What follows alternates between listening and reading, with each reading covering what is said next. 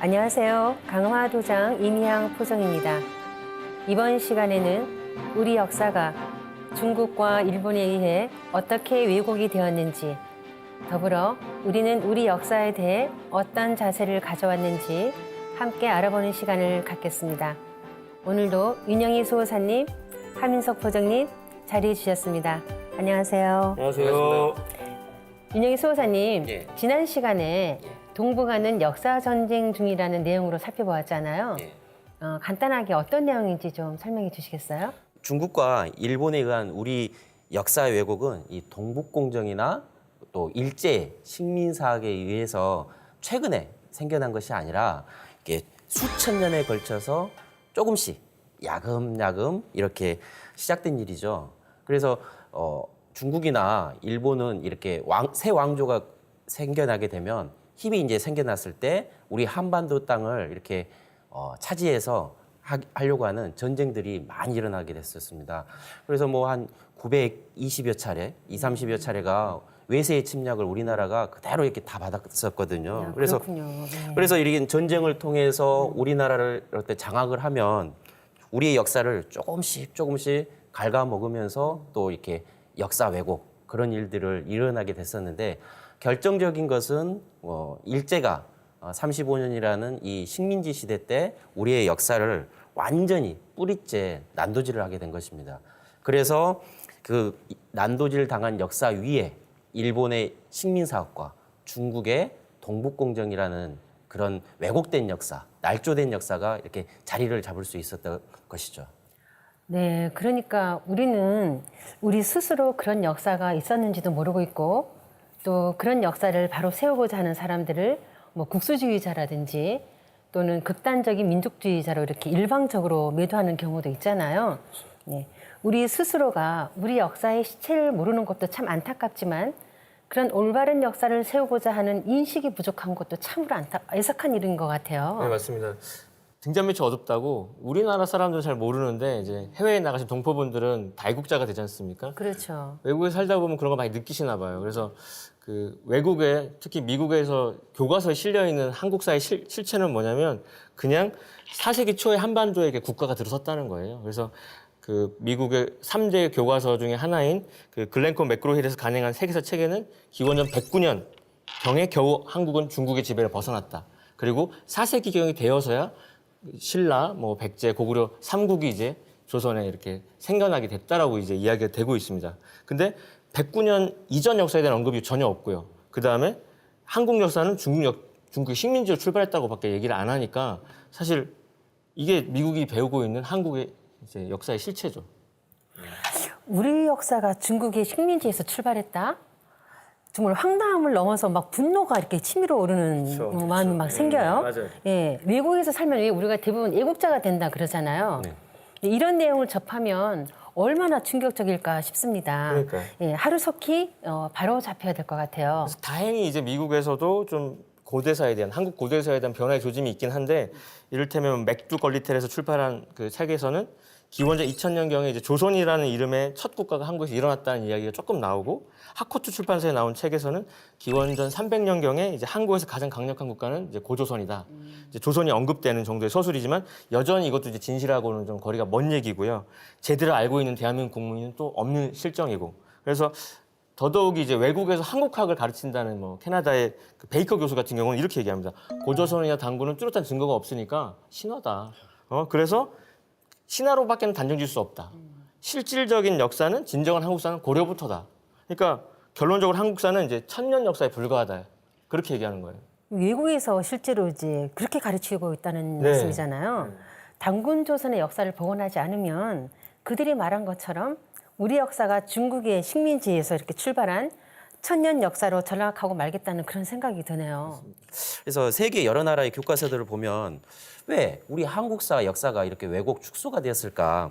그 원인은 바로 중국과 일본. 제가 조금 전에 말씀드렸듯이 그 중국과 일본이 왕조가 생기면 힘을 키워서 무조건적으로 한반도를 이렇게 침략을 해서 이렇게 속국으로 만들려고 하는 그런 야욕. 그 이면에는 바로 중국의 천자 천자국이다. 네. 자신들이 천자국이다라고 하는 것을 주장하기 위한 것이었죠.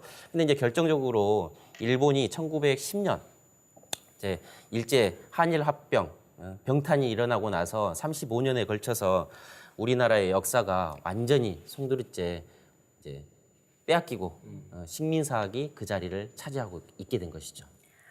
외국에서 우리 역사를 그렇게 인식하게 된 것은 우리 스스로가 단군의 역사를 이렇게 신화로 가르쳐 온 것이 어떤 그 한 원인으로 이렇게 작용한 것이 아닌가 합니다. 그런 의미에서 우리 스스로도 이렇게 반성을 하게 되는데요.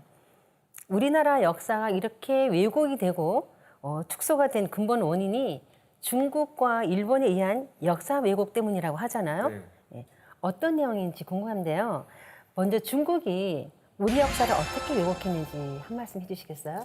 중국은 수천 년 동안 우리 한민족의 역사를 이렇게 왜곡해오는데 시작을 했었습니다. 대표적인 분이 유교를 창시하신 이 공자인데요.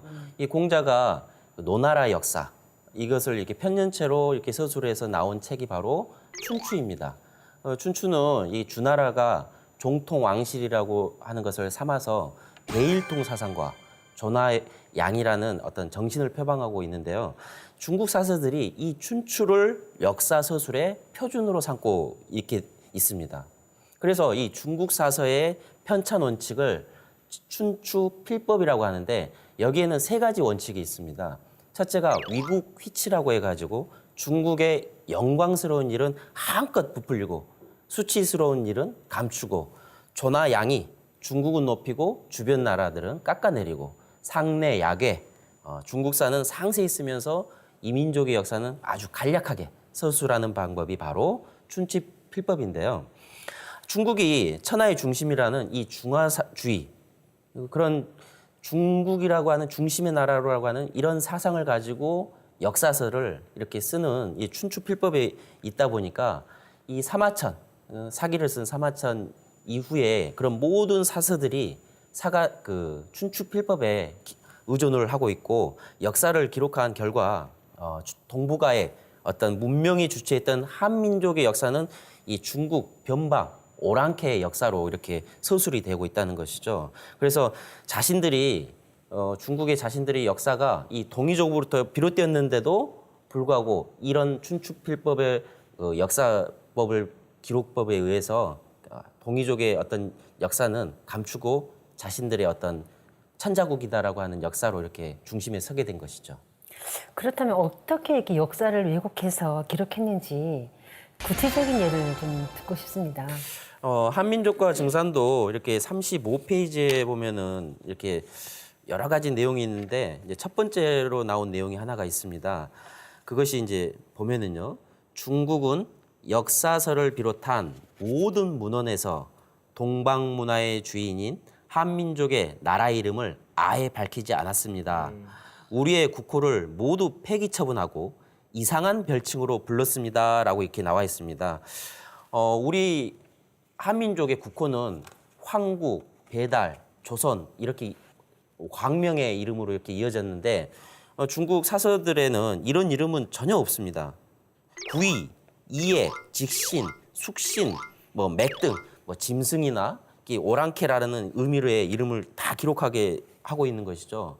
그 단군 조선이 어떤 천자국 또 그 중심 국가였기 때문에 제후국이었던 그런 나라에서 조선을 아련하려고 오고 그리고 공물을 이렇게 바쳤던 것이죠. 근데 이제 역사적으로 중국이 이런 내용들이 너무 수치스러웠던 것이죠.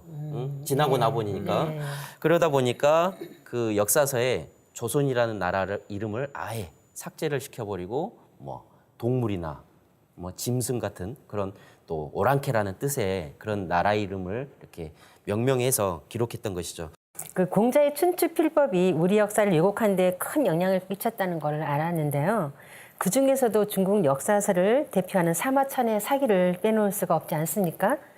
대표적인 내용이 사기에 이제 사마천이 쓴 사기 한민족과 증산도 36페이지에 이제 그 오지봉계에 대한 내용이 나옵니다. 그 아래쪽에 나와 있는데요. 황제가 제후들의 군대를 징집하여 탕록에 들여서 싸워 드디어 치우를 사로잡아 주겠다. 이게 이제 금살치우라고 하는 내용인데요. 네. 이 주장은 너무도 터무니없는 내용입니다.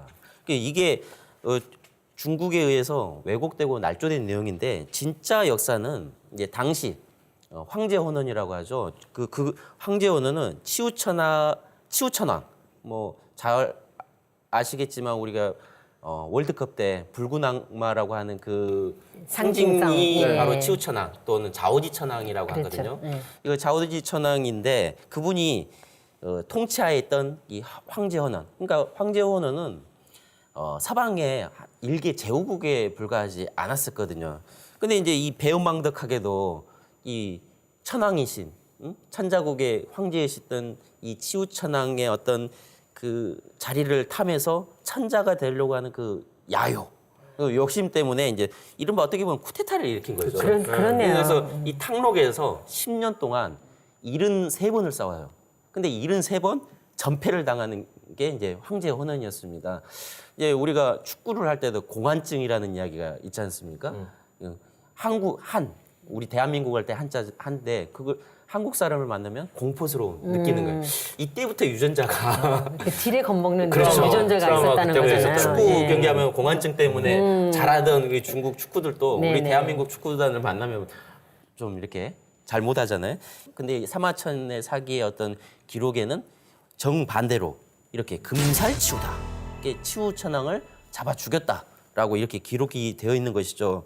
그것은 이 중국 역사의 시조인 헌원을 천자, 즉 이 동북아 이 일대의 주도권자로 이렇게 내세우기 위해서 또 중국의 어떤 시발점, 출발이기 때문에 그 천자의 나라로 만들고자 하는 의도가 명백히 여기에 드러나 있는 것입니다. 그렇죠. 그래서 이제 지금으로부터 이제 4,700년 전이에요. 그러니까 치우천왕이 누구냐? 그 배달국의 14대 환웅이신 자오지 천왕이신데 그때가 이제 배달국이 초강대국이 됩니다. 그 유망이 다시던 신농국이 좀 쇠퇴하면서 거기를 쳐들어가요. 그래서 뭐 우리가 알고 있는 산동성, 강소성, 안위성들을 다 배달국의 영역을 확보를 하고 그 다음에 그 모반을 꾀했던 그 황제헌원을 10년간 전쟁으로 응징을 하고 그리고 그때 이제 수도도 옮기게 되는 거예요. 그 백두산 신시에서 청구라고 하는 요즘 지역은 대릉하 유역인데요. 거기로 옮기면서 배달국의 전성기가 이제 시작이 되는 거예요. 청구 시대가. 그래서 당시 사람들은 치우천왕 하면은 이제 간담이 서늘한 겁니다. 그래서 예를 들면은 병법의 시조로까지 이제 추앙을 받게 되죠. 우리가 제나라의 그 왕으로 봉해진 주나라 개국공신 강태공도 병법의 중시조라고 우리가 네, 언급이 네, 되는데 그렇죠. 이 강태공은 제나라 왕이 된 다음에 치우천왕을 병주. 그래서 병법의 어떤 그 주님으로 모시고서 제사를 올려요. 그리고 유방이 치열하게 싸워가지고 나라를 통일하지 않습니까? 유방도 그러면 어떻게 해서 그러면 그 수도 진나라의 수도 함양을 평정하냐면 치우천왕한테 제사를 지내고 나서. 아, 그런가요? 네. 그러니까 천하를 얻은 다음에는 이제 장안에다가 치우 사당도 지어놓고. 그래서 지난 시대의 그 중국의 풍습이라는 것이 10월만 되면 치우천왕 능에서 제사 지내는 거예요. 그럼 그 제사를 지내면은 그 진홍색 어떤 비단 같은 기운이 뻗쳐 오르는 게 있었다고 해요. 그래서 그거를 이제 치우기다라고 할 정도로 그러니까 우리 동이족의 조상님인데 중국에서도 흠모하는 그런 한류 스타였다고 볼 수 있는 거예요. 아, 좋은 표현인 것 같아요. 근데 지금 중국은 그런 우리 문명을 비약시켰던 아주 도약시켰던 태호복희 씨랄지 염제 신농 씨랄지 치우천왕을 꺼다가 우리들의 조상님을 꺼다가 자신들의 조상으로 다 만들어놨어요. 중화 3조당이다. 근데 왜 그러냐면 중국의 어떤 탐험 공정의 일환으로 우리 고대사를 완전히 제거하고 이제 말살하려고 하는 아주 악독한 의도가 있는 겁니다. 근데 우리는 그걸 꿈에도 모르고. 정말 한숨이 저절로 나옵니다. 네, 그러게요. 참 역사를 알고 들어가면 답답하고 한숨이 나오고 합니다. 그 배달의 천자였던 그 치우천왕을 자신들의 조상으로 모신 것은 다시 어떤 그런 가짜 천자 행세를 하겠다는 속셈이 깔려 있다고 볼 수 있겠어요. 그렇습니다. 그러니까 이 중국이 이 가짜 천자국 행세를 한 것이 그 역사가 오래됐는데요. 이제 대표적인 것이 또 사기에 나오는 기자조선설입니다. 그 기자조선설은 이 사기 봉기에는 이 조선이라는 호칭을 전혀 쓰지 않는데 이제 제후국의 역사, 라고 이제 세가라는 게 있습니다. 세가에 보면은 봉 기자의 조선이다. 기자를 조선에 봉했다라는 이제 구절이 나오는데 이 중국 사가들은 이 조선의 역사가 약 한 3,100년 전에 이 중국의 제후였던 국이었던 이 기자조선이 바로 기자조선설로 이렇게 해서 단정짓고 있는 것이죠. 그래서 이런 기자조선설은 중국 기록에도 여러 가지 모순된 내용이 많이 있기 때문에 이것은 말할 것도 없이 억지 주장인 것이거든요. 그래서 이 기자조선이 한민족사를 그 출발부터 바로 중국사에 예속된 그런 나라였다, 그런 속국이었다라고 하는 것을 주장하기 위한 역사 왜곡 발조라고 이야기할 수가 있습니다. 그렇다면 이미 그때부터 자신들을 천자국으로 그리고 원 천자국이었던 우리나라를 제후국으로 왜곡시킨 거네요. 그래서 그 중국의 전 총리였던 주은래도 네. 이렇게 고백을 양심을 선언을 한 적이 있어요. 중국 역사학자들이 고대사를 이렇게 어떨 때는 왜곡도 하고 심지어는 조선족을 기자조선이라고 말 더 씌우기도 했는데 이거는 명백한 역사 왜곡이다. 그러니까 이렇게 솔직히 말하는 지성인도 사실은 있습니다. 중국에도 살아있는 지성인들이 있군요. 양심 있는 뭐 이렇게 지성인들 역사가들이 많이 있죠. 근데 이제 그 그러게요. 어떤 네. 그 어떤 기득권 역사가들에 의해서 또 정치적인 것 그런 모든 것들이 동반돼 가지고 역사 왜곡이 이렇게 되어 가고 있는 것이죠. 네. 학자의 양심이 있다면 역사의 진실을 외면할 수 없을 텐데요. 그런 면에서 진짜 있는 역사도 부정하는 우리나라의 일부 역사가들의 어떤 그런 행태는 빨리 고쳐져야 될 것 같습니다. 중국이 우리 역사를 왜곡한 것은 그것 말고도 무수히 많이 있죠. 네, 또 한 가지를 예를 들 수 있는 것이 이제 상고사 일부에 그 위만 정권이라고 할 수 있는데 이제 위만 조선이다라고 해가지고 이렇게 정의하는 그런 역사 왜곡된 역사가 있습니다. 한마디로 말하면 위만은 위만 조선이 아니라 위만 정권 그 배은망덕한 어떤 표상이 바로 위만이라고 할 수가 있거든요. 네. 그러니까 이제 위만은 원래 연나라 그 왕 노간의 부하였었는데 이 한고조 유방이 이제 나라를 세웠는데 이제 돌아가시고 나서 그 이후에 여태후가 왕권을 잡아가지고 이제 숙청에 들어갔을 때 위만이 이제 피신을 하기 위해서 상투를 틀고 조선인 양 가장을 한 건가요? 예, 그렇죠. 예, 조선인 양 가장을 해서 지금의 이제 번조선, 이 번조선 내에 이렇게 거짓 투항을 하게 됩니다. 그러니까 이제 그 거짓 투항을 했을 때 이제 준왕이 그쪽 번조선의 왕이셨는데 그 위만을 받아서 이렇게 따뜻하게 대해줬더니 1년도 안 돼가지고 힘을 세워서 이른바 이제 쿠데타를 일으켜가지고 이 준왕이 계신 왕검성을 차지하게 됩니다. 이 단군조선을 이 정통 계승한 게 바로 이렇게 위만조선이라고 이렇게 중국에서는 왜곡을 하고 있는데 그것 또한 날조 왜곡된 역사인 거죠. 그러니까 중국이 말하는 우리 한민족의 뿌리는 이제 기자조선인 거고 일본은 또 위만조선을 얘기하는데 말씀하신 그 이야기가 그대로 이제 강조가 되는 건데 둘 다 보면은 어쨌든 조선은 오랑캐 나라인 거를 중국은 부각시키고 싶고 일본은 자기 나라 역사보다 짧은 위만의 역사를 갖다 대야 이제 자기들이 좀 뭔가 트라우마가 벗겨지니까 그런 느낌이 드는데 그러니까 근데 문제는 그 일본이 부각시킨 위만조선이 광복 한 70년이 지난 대한민국의 국사 교과서에 버젓이 이렇게 살아있고 그걸 외우고 이거 시험 문제에 우리가 나오고 있다는 거죠, 그게. 심각한 문제죠. 심각하죠, 그게. 그게. 일제가 심어놓은 식민사학을 그대로 가르치다니 정말 한심하기가 그지없습니다. 역사의 진실이란 무엇일까요? 그러니까 이 단군조선을 계승한 나라는 위만조선이 아니라 서기전 239년에 해모수 단군이 세운 북부여입니다.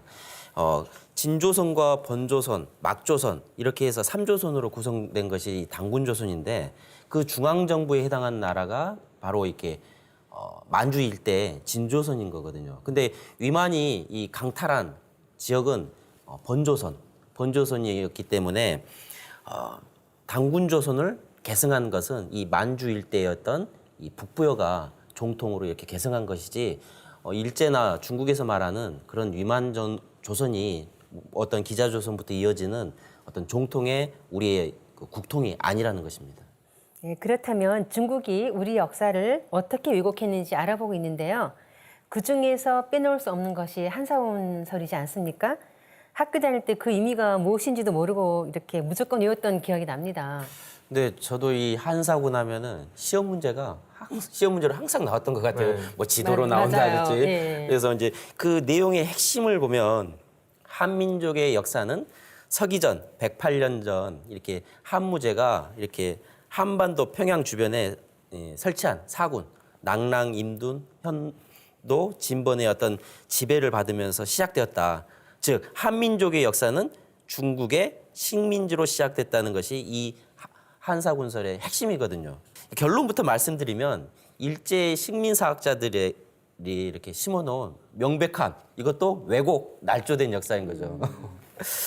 사마천의 사기에서도 이 한무제가 조선을 평정하고 사군을 설치했다고 했을 뿐 사군의 어떤 구체적인 내용에 대해서 아무런 언급도 없을 뿐더러 위만의 손자였던 이 우고를 멸한 한문제는 이 군대를 모아 이 사군을 설치하려고 이 만주 지역에 있는 이제 북부여를 공격하게 됩니다.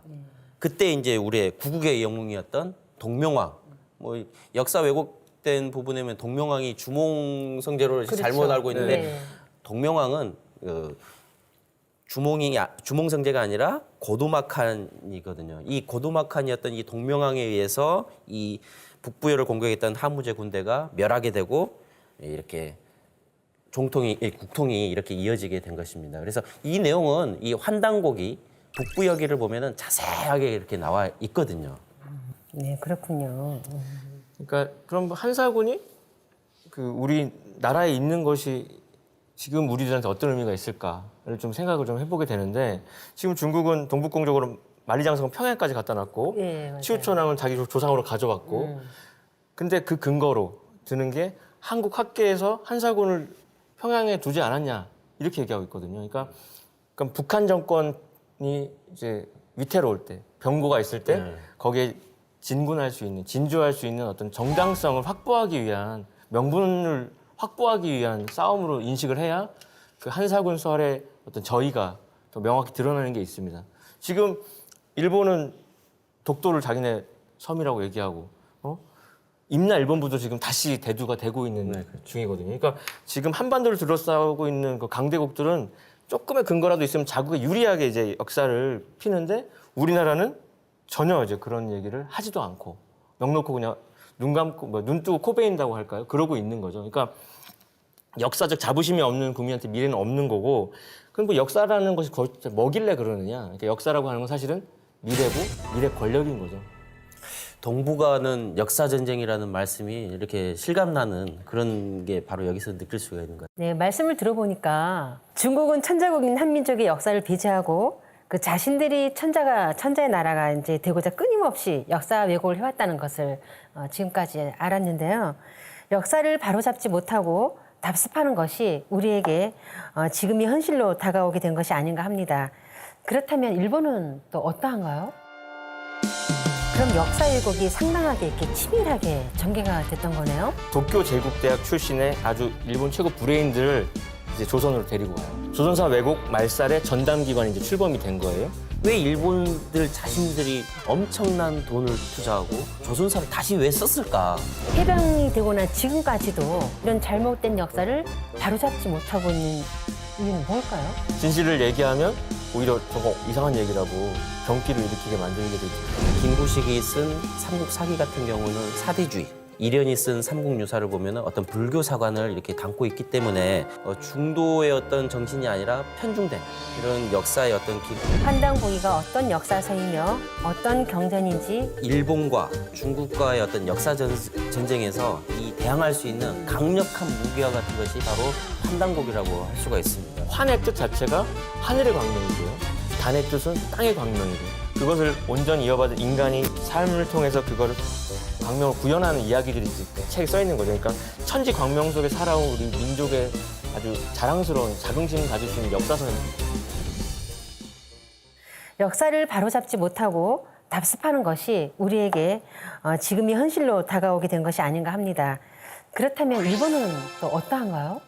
이제 우리가 일본의 역사를 왜곡했다는 말은 많이 들었는데요. 네. 그 실제 내용을 자세히 아는 분들은 없으세요. 그렇죠. 그래서 그 2012년에 일본의 중학교 교과서 새로 나와요. 새로운 역사 교과서로 나오는데 거기에 뭐라고 써 있냐면 4세기 후반 최초의 통일 왕조인 야마토 조정이 조선에 출병을 해가지고 한반도 남부의 임나, 지금 경남 지방에 영향력을 가졌다라고 이렇게 명시를 해놨습니다.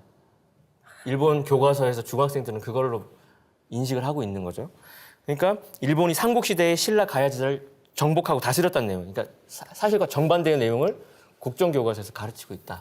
눈 뜨고 코 베가는 꼴 같아요. 꼭. 참, 일본을 우리가 가깝고도 이제 먼 나라라고도 하는데요. 정말 먼 나라가 될 수밖에 없는 것 같습니다. 삼국시대부터 우리나라가 일본의 식민지였다는 것은 정말 웃기지도 않는 정말 기가 막히고 허황된 얘기가 아닌가요? 자, 일본의 역사 왜곡 실태는 어느 정도인가요? 일단 일본이 한국 역사를 비틀기 시작한 거는 백제의 멸망과 맞물려 있습니다. 670년에 우선 나라 이름부터 바꿔요. 왜에서 일본으로. 그죠? 네. 그다음에 자국 역사서를 그때부터 써내려 가는데 712년에 처음으로 나온 게 고사기고 720년에 일본 서기가 나옵니다. 그래서 단군 조선 때부터 한반도에서 건너간 이제 이민자들의 개척사가 일본의 고대사의 실체인데 그 땅에 자생한 왕조 역사로 다 써 있어요. 그래서 자신의 정체성 왜곡을 시작하는 거죠. 그래서 일본 문화와 역사에 뿌린 한민족이 오히려 식민지였다라고, 식민지 백성이었다라고 소설을 쓰기 시작해요. 그러니까 중국이나 일본도 마찬가지로 그런 왜곡된 역사로 이렇게 알려지다 보니까 아까 서두에도 말씀드렸듯이 그 세계 어떤 교과서들마다 우리나라 대한민국의 역사는 뭐 1000년도 안 되고 2000년도 안 되고 그런 역사들이 기록되어 있는 거죠. 역사 왜곡의 실체를 들어갈수록 자꾸 이렇게 화가 나요. 울분이 막 이렇게 올라오는데요. 역사는 사실이고 소설은 이렇게 허구라고 하는데 없는 역사를 사실처럼 꾸며서 썼다니까 정말 황당하다는 생각밖에 안 듭니다. 어떤 소설을 쓴 건지 정말 궁금해요. 그래서 이제 우리가 익히 알고 있는 임나 일본 부설의 핵심이 뭐냐? 그거는 이제 야마토 정권의 신공 황후가 4세기 중엽에 한반도 남부 임나 지역을 정벌해서 임나 일본부라는 통치 기관을 설치했다. 그리고 6세기 중엽까지 가야 신라 백제를 다스렸다는 게 이제 핵심이에요. 근데 조선의 남쪽을 경영했다고 해가지고 남선 경영론이라고도 이렇게 불리는데 이거에 근거가 되는 건 일본 서기에 기록된 신공 황후 사만 정벌의 근거를 둔 건데요. 사실 이게 일본 서기에 적혀 있는 그 기록 자체가 날조예요. 왜냐하면 그 신공황후 자체가 가공의 인물입니다.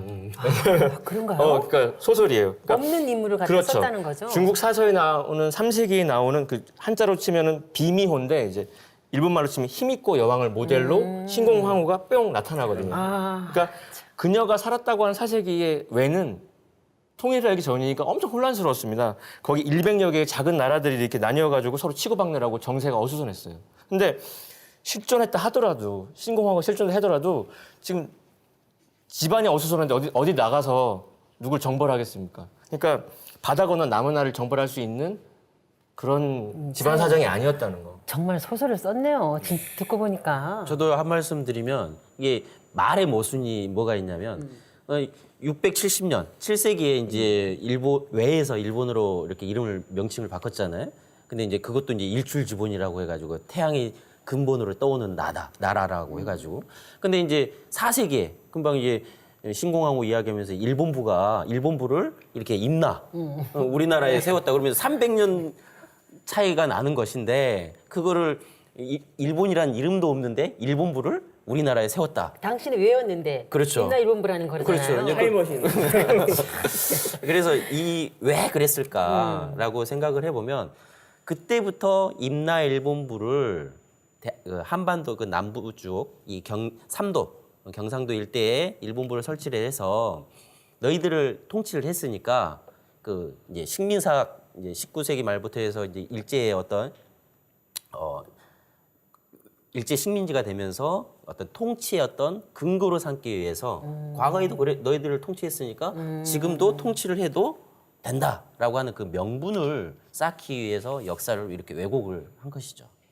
그러니까 지금 이제 완전 범죄를 꿈꿨지만 알리바이가 좀 시원찮지 않습니까? 그러니까 1910년에 이제 한일합방이 되고 35년간 이제 대한제국을 이렇게 강점하면서 어처구니 없는 소설을 이제 쓰면서 뒷받침할 수 있는 근거를 많이 이렇게 혈안이 돼서 찾아봤는데 여의치 않거든요. 그래서 뭐 광개토 태양비 회칠도 해가지고 왜곡도 하고 네. 뭐 근데 그런 것을 해도 석연치는 않았죠. 근데 가만 보면 문명을 전해준 선생국을 그렇게 하극상, 좀 배은망덕한 배신을 하는. 그렇죠. 그러니까 굉장히 스승을 저버린 것도 모자라서 그 스승의 나라를 식민지로 전락시켜 버린 거는 용서할 수 없는 패륜 그렇게밖에는 이제 설명할 수 없는 사건인 겁니다. 네, 우리 증산도 도전에 보면 조선은 원래 일본을 지도하던 선생국이었나니 배은망덕은 신도에서 허락하지 않는다고 하신 상례님의 말씀이 있는데요. 중국이 우리나라를 자신들이 식민지에서 출발했다고 조작하기 위해서 기자조선, 위만조선, 한사군서를 이렇게 만들어낸 것과 같이 비슷하다고 할 수 있을 것 같습니다. 그럼 역사 왜곡이 상당하게 이렇게 치밀하게 전개가 됐던 거네요. 네, 그렇습니다. 도쿄 제국대학 출신의 아주 일본 최고 브레인들을 이제 조선으로 데리고 와요. 그게 이제 1925년에 일왕의 칙령으로 조선사 편수회가 이제 발족이 되죠. 그러니까 조선사 왜곡 말살의 전담 기관이 이제 출범이 된 거예요. 그러니까 사실상의 수장, 그 고문 역할을 이완용이 맡습니다. 아, 그런가요? 네, 그래서 조선 총독부 직할 독립관청으로 승격을 시켜가지고 일제가 직접 관리를 합니다. 근데 조선사 편수회가 이제 식민사관에 충실한 이제 사서들 여러 개 발간하는데 가장 역점을 둔 게 조선사예요. 그래서 목록과 색인지까지 합치면 총 37권이고 페이지는 24,000페이지니까 어마어마한 대단한 거죠. 분량입니다. 그래서 이 방대한 분량을 제작하는 데 투자한 시간이 또 16년이나 걸려요. 그리고 투자한 돈은 100만 원이거든요. 그러니까 일본인의 손으로 일본어로 정리된 조선 역사서가 이렇게 탄생을 한 거죠. 그래서 저는 왜 우리나라 사람들이 좀 이렇게 역사 왜곡 이야기를 하는데 왜 일본 사람들이 기존에 있던 역사서를 우리나라 역사를 다 불태우고 왜 일본들 자신들이 엄청난 돈을 투자하고 이 말씀하시는 이른바 브레인들 그런 사람들을 이렇게 에 의해서 조선사를 다시 왜 썼을까? 그것만 생각을 해도 그러니까요. 왜곡을 시키려고 하는 의도가 있었지 않았나 그렇죠. 한번 생각해보지 않았나요? 저도 그 부분에 대해서는 많이 궁금했었거든요. 예, 왜 이렇게 조선사라는 역사를 새로 이렇게 썼을까? 정말 이렇게 보면 밖에서도 보면 이 조선사에 대해서 풀이를 해야 된다, 해석을 해야 된다 이런 여론이 요즘 이렇게 좀 맞아요. 올라오는 걸 본 네. 기억도 있어요. 그러니까 요즘은 그거죠. 일본보다 역사가 짧은 나라. 그다음에 중국과 일본의 식민지 시작된 나라라고 알려져야 그렇게 주입을 해야 조선인 스스로 열등감에 빠져서 영원한 이제 지배를 할 수 있는 구조를 만들려는 겁니다. 그래서 이 한민족과 증산도 51페이지에 보시면은 역사학자 토인비의 이야기가 나오거든요. 그래서 어떤 민족을 멸망시키기 위해서는 그 나라의 역사를 말살하라는 것이 식민주의자들의 철학이다. 근데 일본은 이 명언을 아주 철저하게 실천한 거죠. 아베가 일본 총리가 되면서 이렇게 제일 먼저 이렇게 한 것이 일본 정부에서 이렇게 승인을 중학교 교과를 승인을 하거든요. 근데 이것은 2003년도 한일 공동 역사 연구를 했는데도 인정하지 않던 임나일본 부서를 그 중학교 교과서에 이렇게 식민사관을 이렇게 강화하는 차원에서 수록을 하게 됩니다. 더 큰 문제는 동북아 역사재단이라는 우리 국민들의 세금으로 운영되고 있는 재단인데요. 지난 8년간 47억이라는 그 돈을 들여가지고 동북아 역사지도를 만들었거든요. 근데 그 역사지도의 내용이 담기양이라는 중국 역사지리학자의 어떤 그 책을 표절을 해서 그 지도에 실었다는 겁니다. 또 이 독도 문제를 이렇게 독도를 그 지도에서 뺐다든지 또 이렇게 임나일본 보수를 또 연중에 이제 드러내면서 일본에 동조하고 있는 모습이 지금의 동북아 역사재단의 그 실태라고 할 수가 있죠. 아니 동북아 역사재단은 그렇게 큰 국고를 갖다 쓰면서 중국을 옹호하고 일본의 외국인 역사를 옹호하고 저는 정말 개인적인 생각인데요. 당장 해체돼야 될 단체가 아닌가 싶습니다. 개인적인 소망이기도 한데요. 역사는 과거사가 아니라 미래와 직결돼 있다는 것을 느끼게 되는데요. 그런데 이런 일본의 역사 왜곡이 지금도 거의 이렇게 해결되지 않고 있잖아요. 그죠? 예. 일제 강점기 때는 그렇다 치더라도 해방이 되고 난 지금까지도 70년이 지난 지금까지도 이런 잘못된 역사를 바로잡지 못하고 있는 이유는 뭘까요? 그러니까 침략자 일본이 자기 구미에 맞게 요리한 음식을 조선사 37권에 담아가지고 있던 그 내용이 지금 대한민국 그 국사의 정설로 고스란히 근간이 돼버려. 네. 우리 아이들이 왜곡된 역사를 지금 세뇌받고 있다는 그렇죠. 거잖아요. 예, 그리고 진실을 얘기하면 오히려 저거 이상한 얘기라고 경기를 일으키게 만들게 돼 있죠. 그리고 그들이 아까 말한 그런 단체들을 통해서 비싼 세금을 써가면서 그 잘못된 역사를 번역해서 전 세계에 알리고 있으니까 전 세계도 당연히 한국하면 중국의 속국이었고 일본에 의해서 이렇게 식민지 지배를 받았고 그렇게 인식을 하고 있는 겁니다. 정말 가슴 아픈 일입니다. 생각할수록. 지금까지 말씀하신 부분에서 일본과 중국이 멋대로 한국사를 조작한 것보다 더 치명적인 것은 우리 스스로, 그리고 우리 손으로 우리의 역사를 어둠 속으로 빠뜨린 것이 아닌가 합니다. 네, 말씀하신 대로 이 중국과 일본의 역사 조작은 이렇게 있었지만 더 큰 문제는 우리 손으로 스스로가 이 역사 왜곡을 이렇게 하고 있다는 문제거든요. 네네. 그래서 이 대한민국 역사 교과서의 뭐 어떤 제 1호의 사료라고 할 수 있는 이 삼국사기와 삼국유사 이 두 책의 어떤 역사서를 보면 우리 역사의 기본 사실을 듬뿍 전하는 중요한 역사서이기도 합니다. 근데 이제 일제가 20만 권의 역사서를 불태우면서도 이 두 역사서는 그대로 남겨두었거든요. 그렇죠. 근데 이제 그것을 자세히 들여다보면은 김부식이 쓴 삼국사기 같은 경우는 사대주의, 그리고 이련이 쓴 삼국유사를 보면은 어떤 불교 사관을 이렇게 담고 있기 때문에 어떤 중도의 어떤 정신이 아니라 편중된 이런 역사의 어떤 기록들로 인해서 어떤 왜곡, 좀 축소가 되어 있는 거죠. 그리고 일제가 이 왜곡의 어떤 그 사서로 쓰기 위해서 삼국사기와 삼국유사를 그대로 남겨둔 게 아닌가 그렇게 볼 수 있습니다. 우리 역사를 대표하는 어떤 그 삼국사기와 삼국유사는 역사 왜곡의 어떤 하나의 일조를 했다는 그런 말씀이시죠? 왜곡을 하기 위한 어떤 빌미를 그렇죠. 제공한 것도 되겠어요. 예. 그렇다면 삼국사기는 어떻게 이게 왜곡을 했는지 한 말씀 해주시죠. 이 책에는 간과할 수 없는 여러 가지 문제들이 있습니다. 이제 먼저 이 김부식은 이 북방을 호령했던 우리 어떤 그 고구려 역사, 그 고구려 역사를 이 중국의 이 동북 쪽에 있는 모퉁이 나라로 이렇게 작은 나라로 깎아내리고 또 중국 국경을 침범한 이 고구려 때문에 중국의 원수가 됐다. 한민족이 중국의 원수가 된 것은 고구려가 이 중국을 침범을 했기 때문에 그렇다라고 이렇게 사대주의 입장에서 쓴 것이죠. 이 고구려를 계승한 이 만주 일대를 호령했던 또 대진국을 이 삼국사에게 단 한 줄도 없다는 거죠. 그거를 왜 그랬을까라고 생각을 해보면은 이 김부식이 신라 출신이거든요. 그래서 신라가 통일 신라를 했기 때문에 신라를 부각을 하기 위해서 이렇게 고구려를 계승한 이 대중국에 대해서는 언급이 없었던 것이죠. 그 단순히 신라를 부각시키기 위해서 고구려, 대진국 이런 우리가 크게 펼쳤던 영토를 펼쳤던 그런 나라들을 이미지를 다 빼버린 거라는 얘기잖아요. 네, 그렇죠. 그래서 뭐 이루 말할 수가 없는데 또 뭐 고구려의 영교소문의 문제도 있고 뭐 여러 가지가 있지만 우리가 그 삼국사기를 통해서 좀 더 이렇게 사대주의 의식에 심어져 있는 역사서이기 때문에 우리가 이제 그 책을 통해서 좀 쪼그라져 있는 그런 역사를 배우게 되는 것입니다. 그러니까요.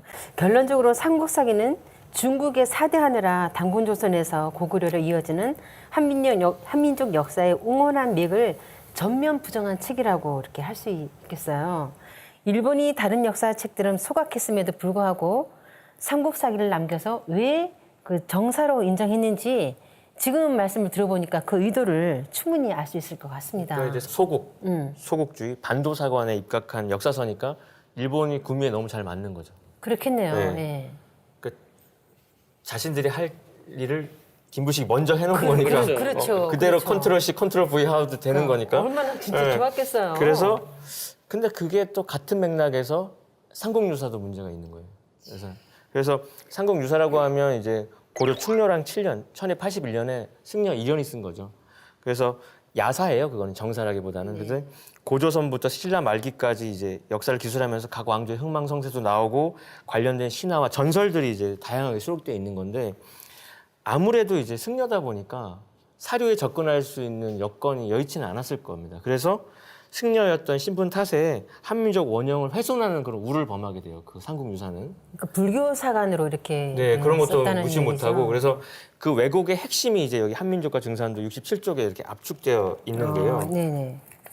우리 학교에서는 삼국사기, 삼국유사를 아주 진짜 귀한 사설 아주 알고 가르치고 있잖아요. 그러니까요, 예. 근데 역사의 진실 들어가면 너무나 기가 막힙니다. 그러니까 이게 지금 뭐 내용이 많지만 몇 가지만 이제 언급을 해보면은 삼국유사는 제목과는 달리 삼국만의 이야기가 아니고 우리 역사를 환국, 신시배달, 단군조선에부터 서술을 해요. 아주 기특한 또 어떤 장점도 이렇게 예. 갖추- 근데 갖추어. 그래서 위서를 인용해가지고 2000년 전에 단군 앙금이 계셨고 그가 아사달의 도읍을 세우고 조선을 세웠다 이런 언급도 나오고 거기를 인용해서 이제 석유 환국을 언급합니다.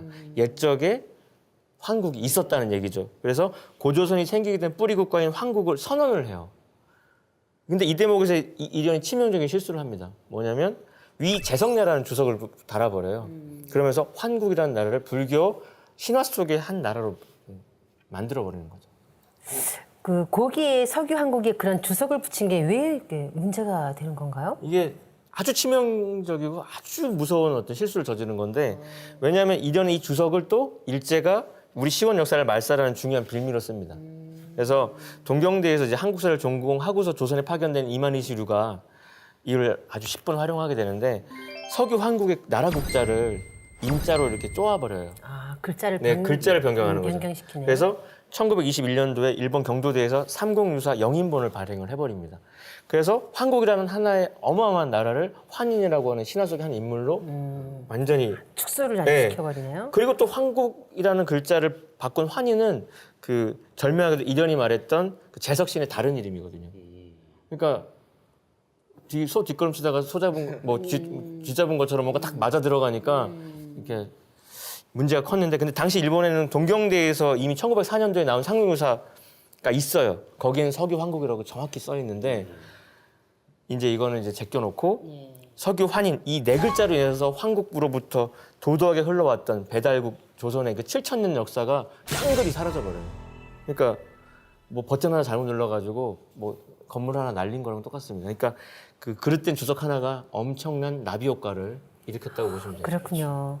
석유 한인 네 글자로 인해서 황국 이후에 뭐 배달, 단군조선까지 무려 7,000년의 시원 역사가 송두리째 말살됐다. 뭐 이렇게 정말 일제가 벌인 역사 왜곡이 어느 정도인지 상상이 안 될 정도입니다. 그런데 더 큰 문제는 그렇게 조작된 그 내용을 우리가 학교 다닐 때 그대로 배웠다는 거죠. 그게 진실이냐. 근데 지금 학생들에게도 그게 진실이냐 계속 배워가고 있다는 게 더 큰 문제가 아닌가 싶습니다. 걱정이 아닐 수가 없어요. 정말. 그뿐만이 아니죠. 그러니까 삼국유사는 그 환국 배달 조선의 그 국가 성립사를 환인 환웅 단군의 가족사로 한지북 3대의 이야기로 축소시켜 버리거든요. 그러니까 아버지 환인께서 아들 환웅을 내려보내서 뭐 신시배를 세우게 했다. 이렇게 날조하고 있습니다. 우리가 너무나 잘 알고 있는 단군 신화에 대해 말씀하시는 거군요. 그게 다 이련의 그 삼국유사에서 유래한 거죠? 근데 또 이련이 인용한 원문인 그 환단고기에는 그 환국 말기에 7세 지유리 환인께서 세상을 널리 건지고자 하는 그 포부를 품은 서자배 환웅을 동방 백두산 지역을 보내서 동방 한민족의 첫날인 배달국을 세우게 했다라고 명명백백하게 이렇게 언급이 돼 있거든요. 제 조상 부정하는 건 존재의 근원을 부정하는 것이잖아요. 안경전 종도사님께서는 조상을 망각하는 건 과거의 삶을 어둠 속에 던지는 행위라고 하셨습니다. 뿌리를 부정하고 역사를 잃은 민족에게 오직 패망이 있을 뿐이라는 사실을 명심해야겠습니다. 끝으로 지구촌 인류 시원 역사와 뿌리 문화를 밝혀놓은 환당고기 역사서가 30년 전의 현지 답사와 고증을 통해 발간이 되어 호평을 받고 있는데요. 환당고기가 어떤 역사서이며 어떤 경전인지 말씀을 부탁드리겠습니다. 일제시대 때 금소로 이렇게 알려져 있는 이 환단고기가 세상에 이렇게 드러나게 되면서 일본과 중국과의 어떤 역사 전쟁에서 이 대항할 수 있는 강력한 무기와 같은 것이 바로 환단고기라고 할 수가 있습니다. 모든 사람들이 역사 전쟁은 총칼 없는 전쟁이라고들 하지 않습니까? 그 그런 총칼 없는 전쟁에서 우리의 역사를 올바르게 이야기를 하고 그런 역사가 기술돼 있는 이 환단고기와 같은 책을 가지고 있다는 것은 중국과 일본이 왜곡된 역사를 대항하는 강력한 무기가 되는 것이죠. 그리고 이제 환단곡의 의의는 그 환단곡이라는 책의 그 제목에 있는 환과 단의 의미를 좀 파악해야지 또 깊어질 수 있는데 그 전에도 말씀하셨지만 우리나라의 국호는 전부 다 광명을 상징한다고. 네네. 그래서 우리는 또 빛의 삼원색인 그 하얀색을 의복으로 착용하는 광명의 민족인데. 대비 민족이라고. 그래서 환의 뜻 자체가 하늘의 광명이고요. 단의 뜻은 땅의 광명이고 그것을 온전히 이어받은 인간이 삶을 통해서 그거를 광명을 구현하는 이야기들이 그 책에 써 있는 거죠. 그러니까 천지 광명 속에 살아온 우리 민족의 아주 자랑스러운 자긍심 가질 수 있는 역사서인데 그래서 이거 관련해서 좀 얘기해 볼 수 있는 게 있어요. 그러니까 드라마 우리 육룡이 나르샤 보셨나요? 네, 뭐 가끔 본 적은 있습니다. 그래서 그 제목의 기본이 되는 게 용비어천가거든요. 네. 그래서 그 세종이 한글을 창제한 다음에 그 한글을 이제 널리 퍼뜨리기 위해서 자신의 이제 조상님들, 자기 아버지인 태조 이방원, 그다음에 태조 이성계, 그리고 태조 이성계의 아버지, 할아버지, 증조부, 고조부 그 6 조상님을 그 육룡이라고 해서 그래서 용비어천가 첫 구절에 보면은 해동 육룡이 나라사 일마다 천복이시니 막 이러면서 이렇게 일종의 찬양하는 이야기들인데 거기서 이제 주목해야 되는 것이 뭐냐면 태조 이성계가 나라를 딱 세우면서 있지 않습니까? 그 자신의 아버지를 이제 임금으로 추존하면서 환조라고 이름 붙여요. 그랬어요? 그 환이 바로 환단고기의 환이에요. 광명을 뜻하는. 그렇죠. 자신의 아버지의 그 이름 앞에 그 추존하는 존호에 환. 하늘광명 환을 쓰고 자신은 그러니까 태조 이성계도 나라를 이제 고려를 무너뜨리고 이제 조선을 세울 때 단순히 한 나라를 세운 차원이 아니라 환국으로부터 이어왔던 그 역사의 맥을 깨닫고 환단의 정신으로 새롭게 나라를 열은 거죠. 그래서 나라 이름도 고조선을 그대로 이어서 조선이 된 거고요. 그 조선이 또 500년 동안 흘러서 고종께서 이제 마지막에 4대의 어떤 그걸 접고 황제로서 등극할 때 나라 이름을 또 대한제국이라고 하지 않습니까? 근데 거기서 말한 대한제국에서 지금 대한민국 국호도 나온 건데요. 그 한이 바로 하늘광명인 환과 땅의 광명인 단이 응축된 인간의 광명이 한이거든요.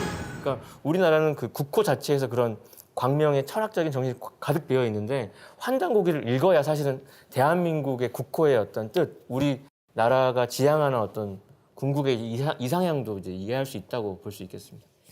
그런 의미에서 환단고기는 한국사의 진실을 밝히고 또 이렇게 파괴된 한국사의 원형을 복구시켜줄 유일한 역사서입니다. 또한 환단고기는 한국의 뿌리 역사가 왜곡되면서 똑같이 역사의 근원을 잃어버린 중국과 일본의 시온 역사까지 되찾아주기 때문에 이른바 강단사학에서 잘못 배운 이 오류의 역사를 바로잡아줄 수 있는 그런 역사서라고 할 수 있습니다. 그렇기 때문에 동북아 삼국이 모두가 같이 이 환단고기를 읽고 연구해야 할 중요한 사서라고 할 수가 있죠. 네, 충분히 공감이 됩니다. 지금까지 우리 역사가 어떻게 왜곡이 되었는지 살펴보았는데요. 이 시간 마무리하면서 정리 말씀 부탁드리겠습니다. 재미난 실험이 하나 있습니다. 그 디즈니랜드의 벅스번이라는 실험인데 2002년도에 워싱턴 대학교에 있는 엘리자베스 로프터스라는 심리학자가 실험을 하는데요. 그 대학생들을 모아놓고 그 디즈니랜드에서 벅스번이랑 이렇게 사진 찍는 사진을 보여줘요. 그랬더니 어린 시절에 디즈니랜드 갔던 아이들이 그 중에 60% 정도가 아 나도 그때 어릴 때 벅스번이랑 그 사진 찍었다고 만나본 적 있다고 뭐 그 중에 30% 정도는 더 구체적으로 악수도 하고 포옹도 하고 같이 뭐 이렇게 뜻깊은 추억을 나눴다는 이야기를 하는데 사실 그게 있을 수가 없는 일이에요. 왜냐하면 벅스버니는 디즈니랜드의 경쟁사인 워너브라더스 캐릭터이기 때문에 디즈니랜드는 누가 있어야 되냐면 미키마우스랑 도널드 덕이 있어야 되거든. 그러니까 그 실험을 통해서 그 교수가 밝히고자 했던 거는 인간의 기억이라고 하는 것이 거짓된 정보에 의해서 조작되고 그게 또 마치 내가 직접 겪었던 것인 양 각인이 돼버린다는 거죠. 근데 그게 지금 우리 역사에 똑같이 적용돼서 볼 수 있습니다. 지금 이 코리아랜드에 한사고는 없고 임나일보 없는데 지금 우리가 그거 있다고 배우다 보니까 당연히 있는 것처럼 알고 그게 없다 그러면 오히려 이상하게 이해하게 되거든요. 그러니까 이거를 밝혀줘야지만이 저는 이제 이번 세대를 살고 있는 우리의 어떤 책임을 다했다고 생각이 들어요. 그러니까 우리 아이들은, 저희 자제들은 이런 거짓된 역사를 배워서는 안 된다. 저희 딸도 이제 아빠 왜 난 하씨야 이렇게 묻거든요. 이제 좀 크니까. 그러니까 우리 태상 전도사님도 역사를 가르치지 않는 것은 아이를 낳고 성을 알려주지 않는 거라고 말씀하셨잖아요. 그러니까 해외로 입양된 아이들이 다 성공을 거기서 하고서 굳이 와서 하는 일이 나를 낳아준 부모를 찾으려고 하는 거. 그 왜 그런 걸 하게 되냐. 인간의 그거, 그러니까 역사를 왜 알아야 하느냐의 어떤 답은 인간의 본능인 거예요. 그렇죠. 내 뿌리를 찾고자 하는 마음. 네네. 도전해 보면 이때는 원시반본하는 시대라라는 상제님의 말씀이 있습니다.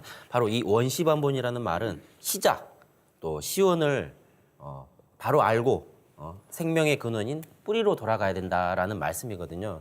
그래서 이 말씀을 통해서 인류의 어떤 뿌리 역사 또는 시온 문화를 바르게 헤아려서 그 근원을 바르게 알아야 근본으로 돌아가는 것이 아닌가 이렇게 생각을 하게 됩니다.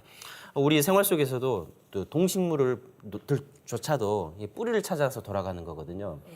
뭐 연어는 산란기가 되면은 자기가 태어났던 강을 그렇게 거슬러서 이렇게 올라가고 나무는 낙엽 기근이라고 해서 이 가을이 되면은 그 낙엽이 돼서 떨어지는 거거든요. 옛말에 이배기근이면 이달기지라는 말이 있습니다. 이 말은 뿌리를 잘 복돋아 주면은 그 뿌리 기운이 그 기운을 받아가지고 가지가 무성하게 잘 된다는 말이거든요. 그래서 뿌리인 조상을 잘 모시면 가지인 자손이 무성하게 잘 된다는 말씀입니다. 우주의 가을철을 맞이하는 이 시기에는 제 조상, 제 뿌리를 제대로 찾지 않고는 역사 속에 소멸되어 버릴지도 모릅니다. 그러기에 역사를 제대로 알 때 그때만이 밝은 미래를 건설할 수 있는 거죠. 미래를 구축할 수 있는 힘은 역사에서 나온다고 하죠. 그래서 역사는 미래학이라고도 하는데요. 밝은 미래를 여는 길은 역사 왜곡에 맞서 올바른 역사를 찾고 역사의 정의를 세우는 데 있다는 것을 알 수 있었습니다. 오늘 함께해 주신 윤영희 수호사님, 하민석 부장님 감사합니다. 지금까지 시청해 주신 시청자 여러분 고맙습니다. 다음 시간에 뵙겠습니다.